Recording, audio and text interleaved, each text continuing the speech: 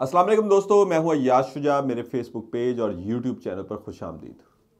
दोस्तों, दो खबरें लेकर आपकी खिदमत में हाजिर हुआ हूं। पहली खबर है कि फ़ौज ने आखिरी फैसला कर लिया, अब आमने सामने की जंग होगी। इस भरपूर जंग के लिए आर्मी चीफ ने भी अपने कमांडर्स को ऑर्डर्स जारी कर दिए हैं। जबकि दूसरी जानिब इम्पोर्टेड सरकार जो है, शहबाज सरकार, इन नाजुक हालात में उन्होंने एक और साजिश तैयार कर ली है। अब क्या होगा?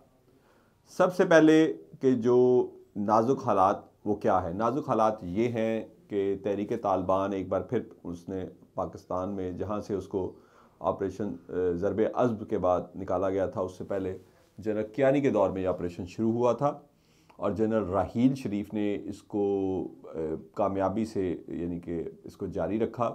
और तहरीक तालिबान जो सवात तक काबिज़ हो चुकी थी और बैनुल अक़वामी मीडिया उस वक्त ख़बरें चला रहा था कि तहरीक तालिबान सिर्फ 2 से 3 घंटे की मुसाफत पे है इस्लामाबाद और इस्लामाबाद पे वो कब्ज़ा कर लेंगे।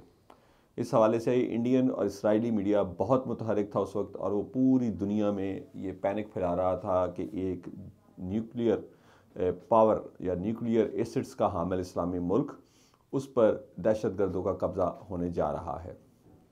उस पर फिर जनरल कियानी ने वो ऑपरेशन शुरू किया और उस ऑपरेशन को मज़ीद आगे लेके गए जनरल राहील शरीफ। और उसके बाद तहरीक तालिबान का वहाँ से ना सिर्फ पसपा किया गया बल्कि उसकी जड़ें तक उखाड़ दी गई और वो लोग, उनके जो लीडर्स थे, वो अफ़गानिस्तान फ़रार होने में कामयाब हो गए। बदकिस्मती से हमारे अफ़गानिस्तान के साथ ताल्लुकात अच्छे नहीं रहे, उस वक्त भी नहीं थे, तो इस वजह से अफ़गान हुकूमत ने हमारी कोई मदद नहीं की उन तहरीक तालिबान के सरकर्दा रहनुमाओं को गिरफ़्तार करने में, उनको रोकने में, उनको पकड़ने में या वापस पाकिस्तान के हवाले करने में। जिसका नतीजा ये निकला कि जैसे ही अफ़गानिस्तान में तालिबान की हुकूमत दोबारा कायम हुई और अमेरिका वहाँ से निकला, तो तहरीक तालिबान जो थी उसको भी तक़वियत मिली और उसने आहिस्ता आहिस्ता इन इलाकों में दोबारा अपने कदम जमाने शुरू कर दिए हैं। और अब रिपोर्ट्स आ रही हैं कि यहाँ तक हालात ख़राब हो चुके हैं कि KPK की असम्बली में मुतअद्दिद सूबाई वज़रा जो हैं वो तहरीक तालिबान को भत्ता दे रहे हैं। इन तमाम हालात के वहाँ पर जिस तरह उन लोगों ने अपने दोबारा वही तंजीम बहाल कर ली है, इन इलाकों पर अमलन काबिज़ हुआ चाहते हैं, का बड़ा गौर से जायज़ा लिया गया 2 रोज़ तवील जारी कोर कमांडर्स कॉन्फ्रेंस में।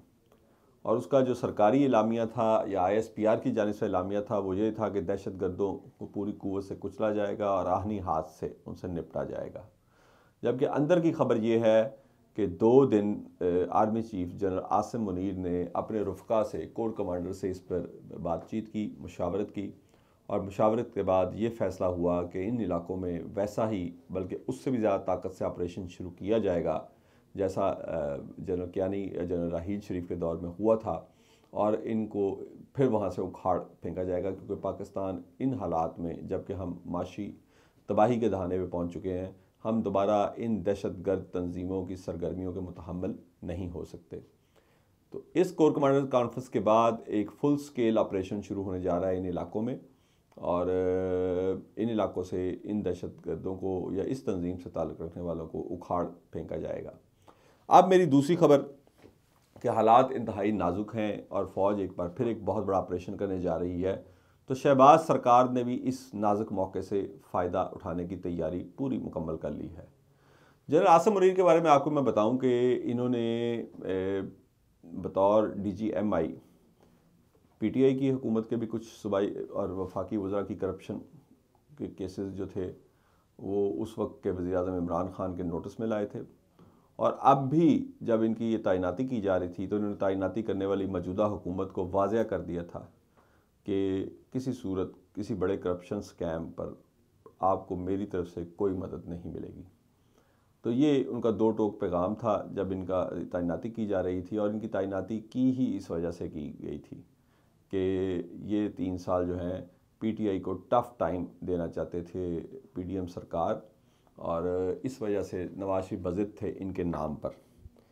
तो जैसे ही अब फ़ौज इस जंग में मसरूफ़ होगी और फ़ौज की तवज्जो जो है मौजूदा मुल्की हालात और मौजूदा ख़ुसूसन सियासी हालात और सियासी बहरान से हटेगी, तो मुस्लिम लीग नून और पीपल्स पार्टी ने एक साजिश तैयार की है कि वो सुप्रीम कोर्ट के ज़रिए सुप्रीम कोर्ट में रिट करके कि जी माशी हालात बहुत ख़राब हैं, माशी एमरजेंसी मुल्क में होनी चाहिए और मौजूदा हुकूमत की माशी पॉलिसियों को कम से कम मज़ीद 1 साल चलने की इजाज़त देनी चाहिए। एक रिट करेंगे और कोशिश करेंगे कि 1 साल का मज़ीद वक्त लिया जाए और इंतखाबात को 1 साल मज़ीद मौखर किया जाए। उसकी वजह यह है कि तमाम सर्वेज़ और तमाम इशारे जो हैं वो पीडीएम सरकार को ये बता रहे हैं कि अगर इंतखाबात अपने वक्त पे भी हुए तो इमरान खान बआसानी ये इंतखाबात जीत जाएंगे। ना सिर्फ जीत जाएंगे बल्कि अपनी वफाकी हुकूमत और पंजाब और केपीके में भी हुकूमत बनाने में कामयाब हो जाएंगे।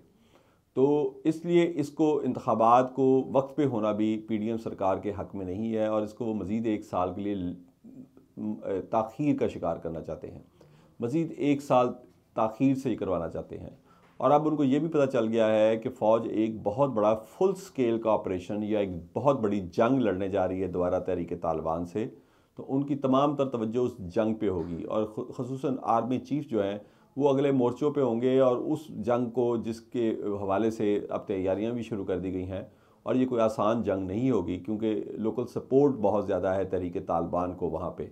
तो ये जंग कभी भी ना जनरल कियानी के दौर में आसान थी, ना ही जनरल राहील शरीफ के दौर में। उस वक्त भी हमने सैकड़ों शहादतें, सैकड़ों अफसरान और जवान शहीद किए थे इस जंग में, तब जाके इन इलाकों में अमन और सुकून आया था।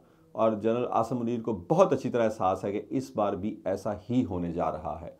तो इसलिए उनकी तमाम तर तवज्जो वहाँ पे होगी। तो यहाँ पर फिर मुस्लिम लीग नून और पीपल्स पार्टी और जेयूआई जो है वो मिलकर ये सियासी खेल खेलेंगे, ये साजिश रचाएंगे और 1 साल मज़ीद अपने इक़्तिदार को, अपने गैर मकबूल इक़्तिदार को एक्सटेंशन देने की कोशिश करेंगे।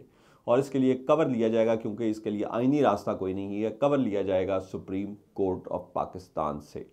और इस तरह इमरान खान का यदि मकबूलियत को मज़ीद कम होने का इंतज़ार किया जाएगा और अपनी गैर मकबूलियत को मकबूलियत की तरफ तब्दील करने की कोशिश की जाएगी through main stream media channels और अखबारात के ज़रिए।